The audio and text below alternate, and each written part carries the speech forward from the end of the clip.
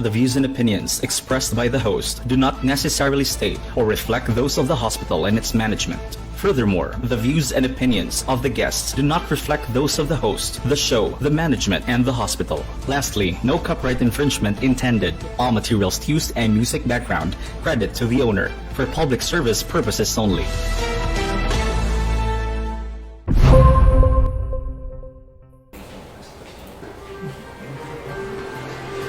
Ang Vicente Sotto Memorial Medical Center Sub-National Laboratory nitala na sa mga musunod karong adlong Biyernes, 7 sa Agosto 2020. 470 ka samples ang na-test karong adlaw o kinitanan gikan sa Central Visayas. Sa kinatibukan, 50,241 na ka samples ang na-test sukad sa pagsugod sa atong Sub-National Laboratory. Sa 470, 48 niini ang positive o 422 ang negative. Suma total, aduna nakitay 9,828 ka positive samples o 40,357 ka negative samples. 19 na lang ka samples ang kasamtangang gadagan karon sa atong laboratorio. Pahinumdum sa tanan, ang mga resulta base lang sa mga samples na gitest. Ang Department of Health Regional Centers for Health Development ang mapagawas og detalyadong impormasyon mahitungod sa mga positibo o mga negatibong kaso. Daghang salamat. Aniya na mga pinakaulahing balita kabahin sa COVID-19 dinhi sa atong tambalanan karong adlawng Biyernes, petsa 7 sa Agosto 2020. Ang Sotto may rehistro na sa mga musunod. Sa kinatibukan, 980 na ang kumpirmadong kaso diri sa atong tambalanan. 393 niini ang nakarecover na. 318 na ang nakutluan o kinabuhi nga nagikan sa lain-lain nga lugar. Ug sa kasamtangan, aduna pay 19 ang padayong giatiman diri sa atong tambalanan ug 250 usab ang na-transfer sa atong mga isolation centers. For bed utilization, the BSMMC has a total regular bed capacity of 865 beds and a daily census of 456 patients, and with a utilization rate of 52.7%. The expanded COVID-19 bed capacity is 185 beds with a daily census of 19 patients, which gives us a utilization rate of 10.3%. BSMMC has an ICU bed capacity of 55 beds and currently we have 14 patients. This gives us a 25.5% utilization rate. Of these, 24 beds are dedicated for COVID ICUs, and currently we have 7 patients admitted. This gives us a utilization rate of 29.2%. Daghang salamat.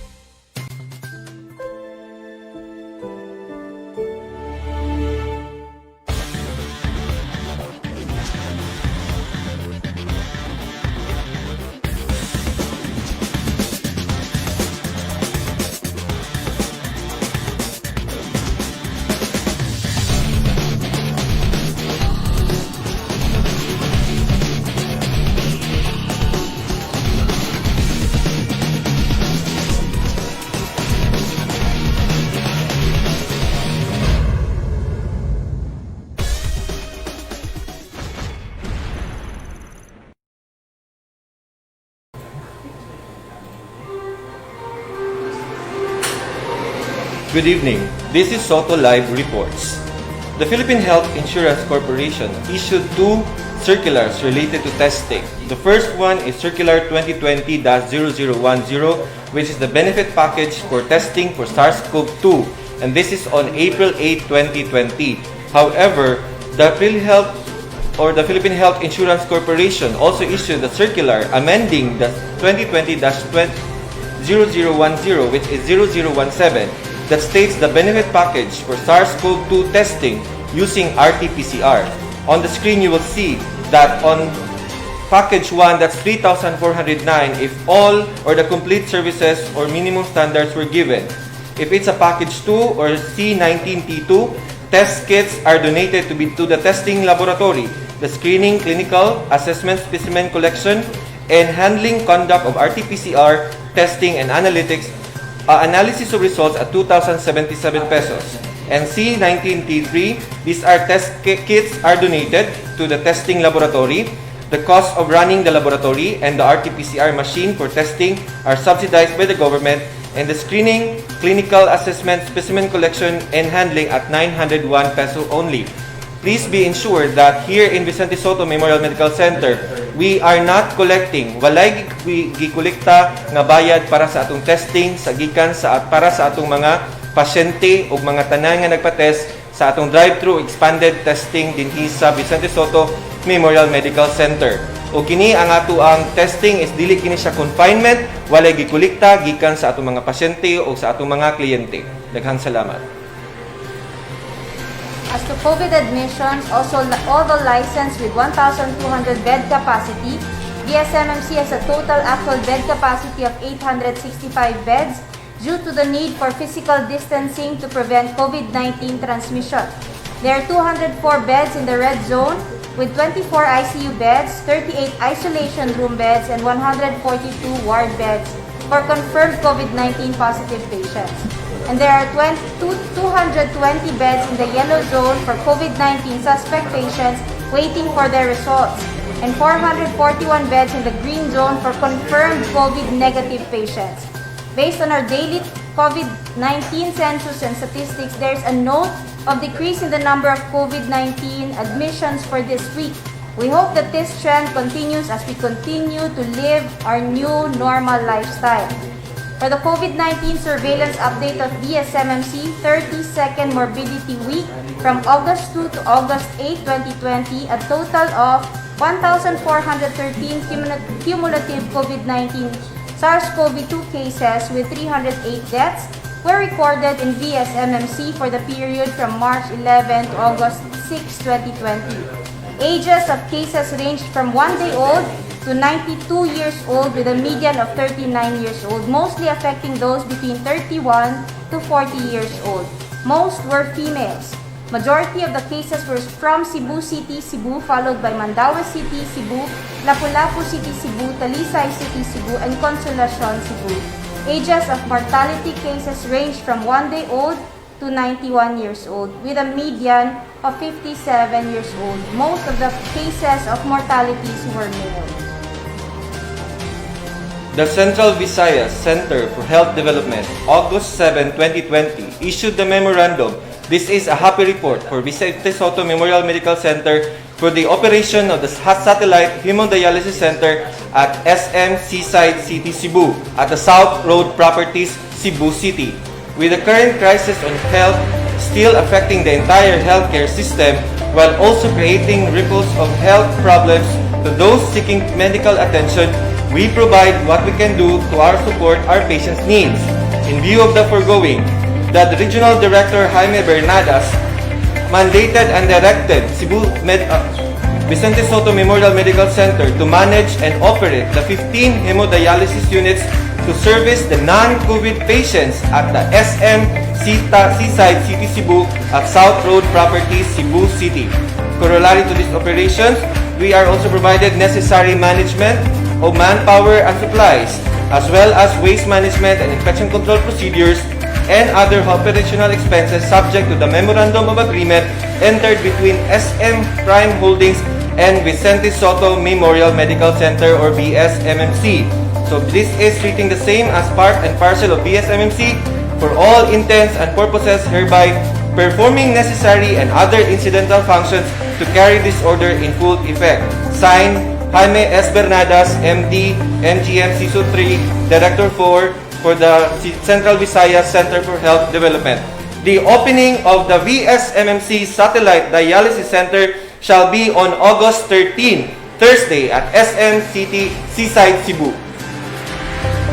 So in addition to the Satellite Dialysis Center at SM Holdings at SM City, VSMMC is also happy to announce that the PhilHealth Peritoneal Dialysis Z Package benefits is already approved, and an area in the outpatient department of VSMMC has already been identified and is being set up for this program.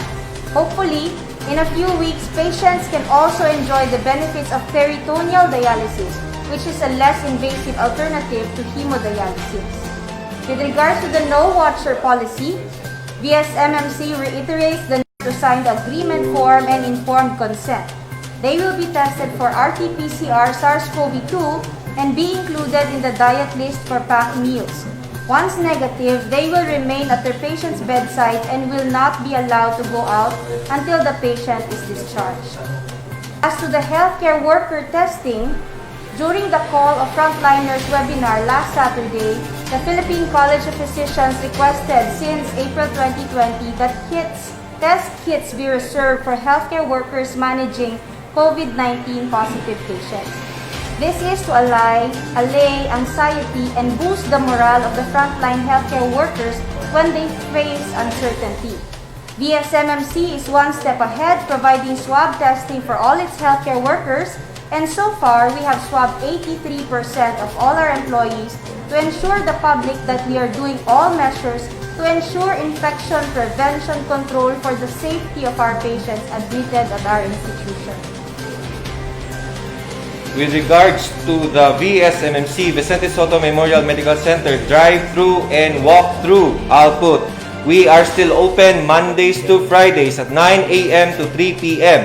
And we would like to present to you the July 27 to August 5 output of drive-through and walk-through of Sotto.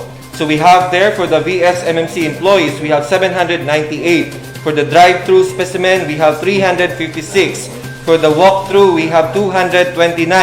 The daily totals is 1,383. The Vicente Sotto Memorial Medical Center Management urged the public to please come to your registration date.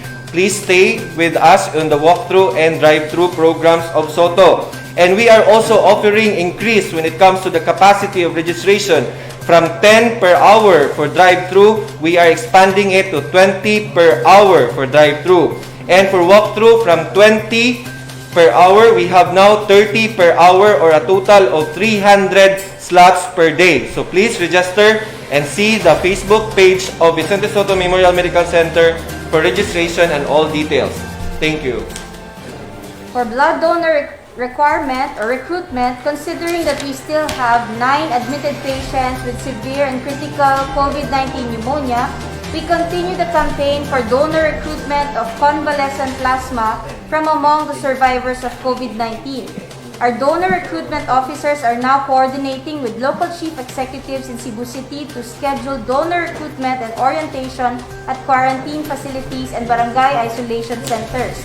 For regular blood donation to address unmet needs of blood, Mayor Chan has scheduled a regular blood donation campaign at Hoops Dome on August 28, 2020.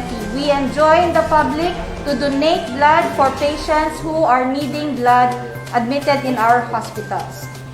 For Breastfeeding Awareness Month, the Department of Health, the World Health Organization, and United Nations Children's Fund jointly appealed to the public to protect, promote, and support the practice of exclusive breastfeeding of infants from birth up to 6 months, and continued with complementary feeding onwards, with breastfeeding being the most healthy, efficient, and environmentally sustainable action of mothers for their children. This year's theme is Ibida ang pagpapasusot tungo sa wais at malusog na pamayanan. This reinforces the importance of breastfeeding now more than ever because of the COVID-19 pandemic, which poses a challenge to infant feeding. Locally, the Philippine Pediatric Society Central Visayas chapter launched a digital poster-making contest with the theme of breastfeeding in the time of pandemic, and VSMUC submitted its entry, Mother Knows Best. I am a health worker, I am a COVID survivor, I am a loving mother. The Philippine College of Physicians Central Visayas chapter prepared a video infomercial for Inday. For Inday, as helpful tips regarding where to go and what to do in case they have symptoms of COVID-19. Let's watch this video. Kini si Inday, taga Cebu City. Hindi siya hilanat, tubo, karat sa tutulan, pangapoy sa lawas, nawala ang lasa, dili makatimaho, kalibanga, ug pagkutas. Si Inday potensyal nga COVID-19 patient. Asa siya pwede magpatabang? Daghan ang mga pamaagi. Si Inday mahimo nga una, matawag sa EOC hotline, abli kini 24 ka oras tibuok semana. Pwede siya maatiman sa cluster clinic, barangay hall o health center. Pwede si Inday magpa-appointment sa swab booth. Atong usa-usahon ang maong mga pamaagi.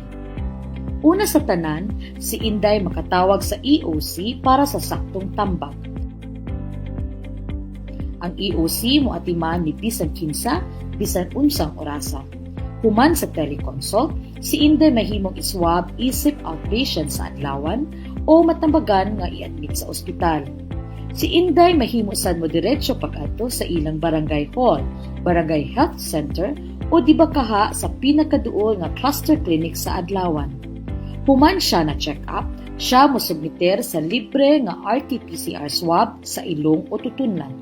Tanang pag-swab sa naay gipamati himuon sa cluster clinic. Dunay upat ka cluster clinics ang syudad na nahimutang sa mga strategic nga lokasyon. Tanang pasyente nga ang kahimtang mas grabe pa sa mild, kinahanglan dadton sa ospital. Sa katapusan, si Inday may opsyon nga moadto sa libre nga DOH drive-thru or walk-through nga swab testing. Mutawag daan alang sa appointment. Duna usab pipila ka accredited nga institusyon nga nagtanyag sa swab test sa lain-lain nga presyo. Unsa man ang sunod, mahitabo human maswab si Inday. Siya papaulion sa panimalay ug ang tibuok sakop niini ipaubo sa quarantine sulod sa 14 ka adlaw nga may rasyong pagkaon alang sa kabos. Samtang ipahigayon ang pagsusi sa mga tawo nga may close contact ni Inday. Moabot sa 2 hangtod sa 3 ka adlaw una mo gawas ang resulta sa swab. Kung ang swab test ni Inday makumpirma nga positibo, tambagan siya nga mobiya sa balay o mubalin sa barangay isolation center or sa temporary treatment medical facility kung diin iyang mga simptomas mamonitor ug maayo. Mao kini ang mga TTMFs. Kung ang swab test ni Inday makumpirmar nga negatibo, dili na i-lockdown ang panimalay ug magpadayon ang health monitoring. Importante nga mahibaluan kung asa padulong si Inday kung makabati siya og simptomas. Aron sa ingon, sayo siya makakita og tabang, malimitahan ang iyang mga contacts ug mapugngan ang pagkatap sa virus. Pinaagi sa matinud-anon nga pag-angkon, si Inday dako kaayo og natampo sa pagkaayo sa suko. Ikaw pod.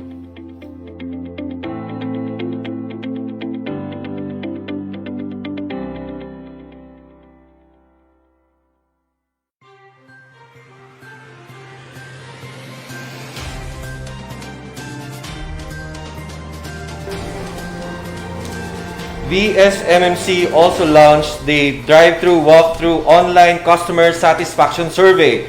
We started with 28 responses. The responses is only happy and sad face. It's easy to use.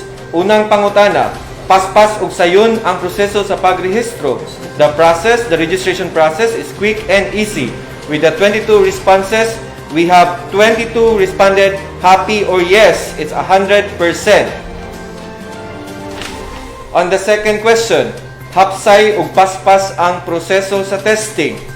The process of testing is quick and organized. Out of 22 responses, 22 or 100% responded happy.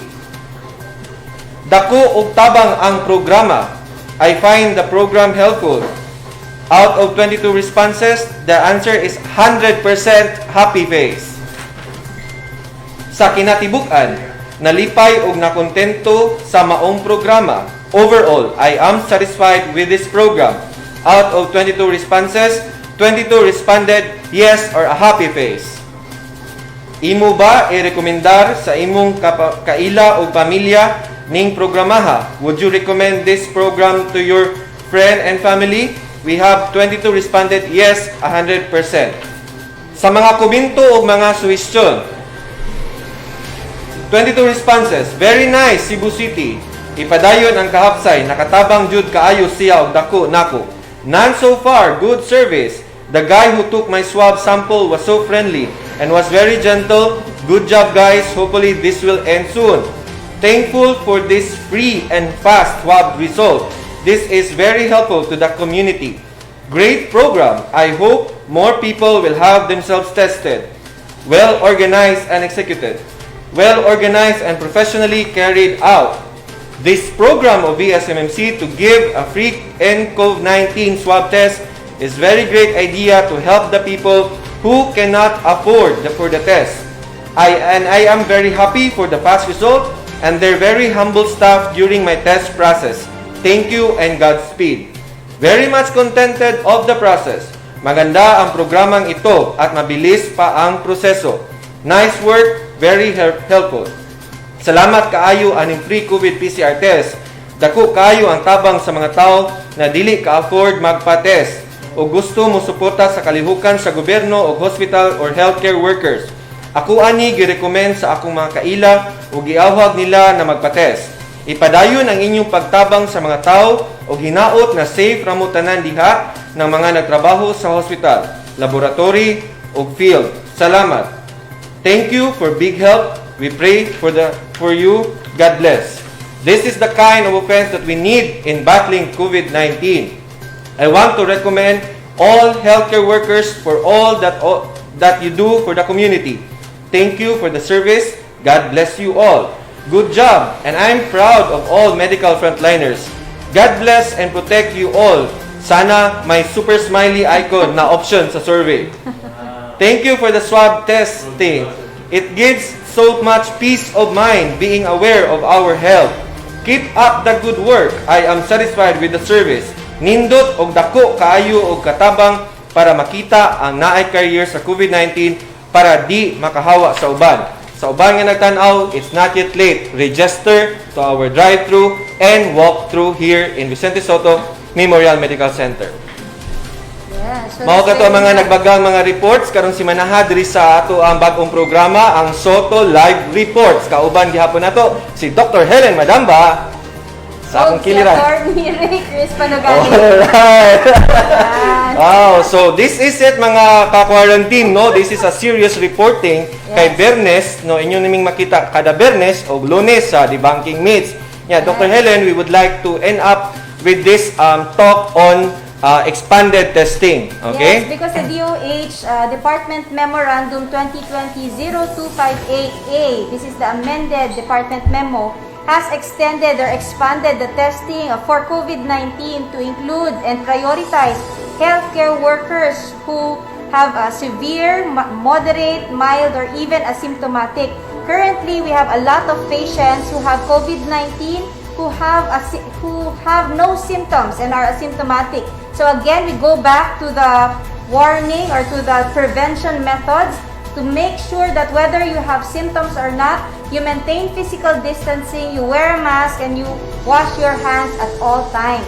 And do not put your guard down.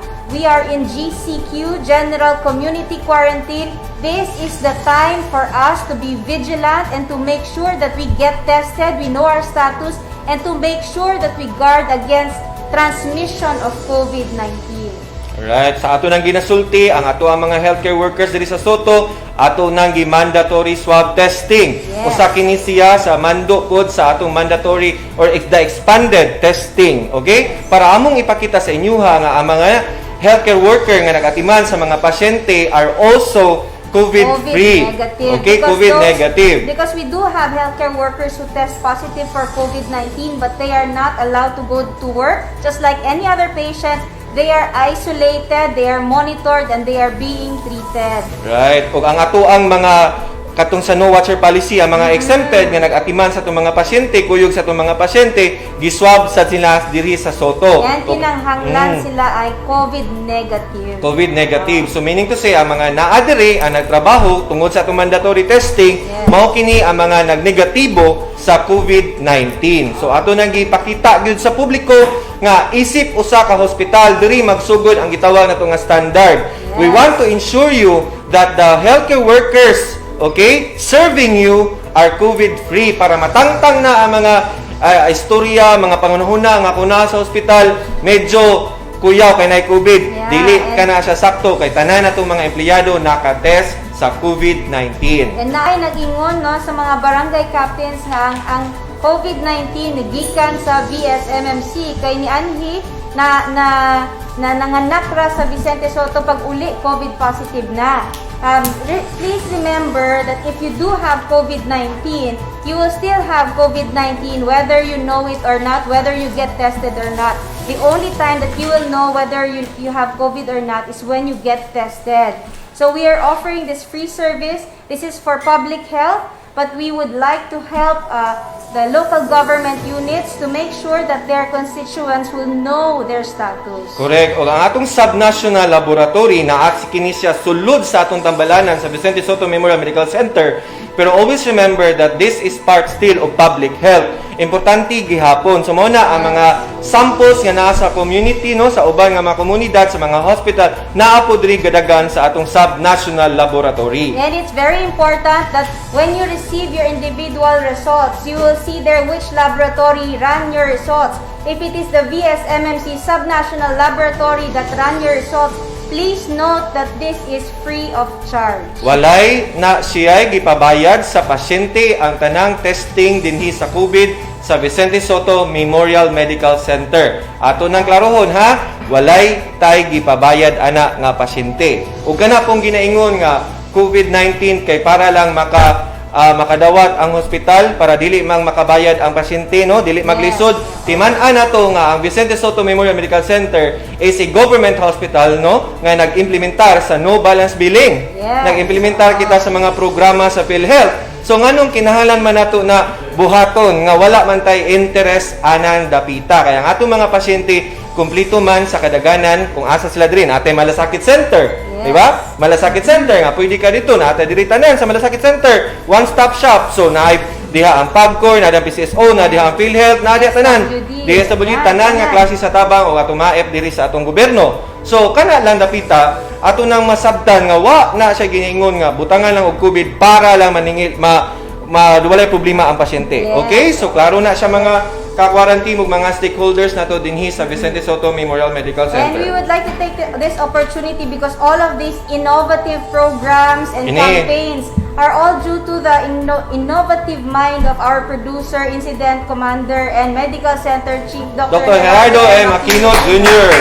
He is the epitome of, diba, positive mind, no? Nga kuyugan sa mga kakuyog sa Execom, sa mga nagtrabaho dinhi sa Sotto nga medyo, you know, the culture man God speaks for the leadership of the institution. And our COVID Center Incident Command System. Correct. Everybody is working as part of a whole team. Thank you very much for all of you. Daghang salamat ana og sa uban nga nag-comment nga asa di ay si Attorney Panugaling og si Dr. Madamba sa mga adlaw.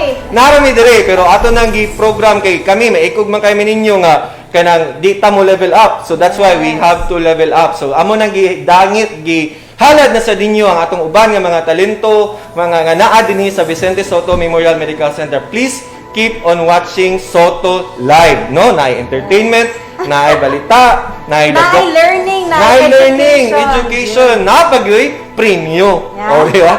But dinhi sa Sotto Live reports kada Bernes, dita na mabuhaton kay this is the formal side of it, no? Mga weekly nato nga mga istoryahan diri. This is for transparency and accountability mga stakeholders. These are updates that happened during the week with regards to all of our responses to the COVID-19 crisis. Okay, so this is VSMMC working for you. Yeah, please continue following, subscribing our social media pages, our social media platforms. We have their YouTube for Vicente Sotto Memorial Medical Center. And we have Twitter and Facebook at official VSMMC. And for other comments, suggestions, pictures, and videos, you may also email us at vsmmc_osm@yahoo.com. O ato pong special nga pa-birthday greetings. Birthday! Happy birthday, Mr. Ronnie Lauron!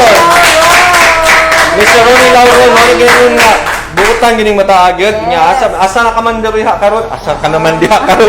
Nagpataka na. Where are you now, Ronnie? Happy birthday. Enjoy your birthday. Okay? So, kami always naa dinhi nga modala ninyo sa Sotto sa inyong mga panimalay o bisag asa man kamo dinhi dapita. Kay ngano, Dr. Helen? Kay dinhi sa Sotto, kalidad nga serbisyo among garbo. Kini si Attorney Panugaling. Kini si Dr. Helen Madamba. Mao kini ang Sotto Live. Maayong gabi.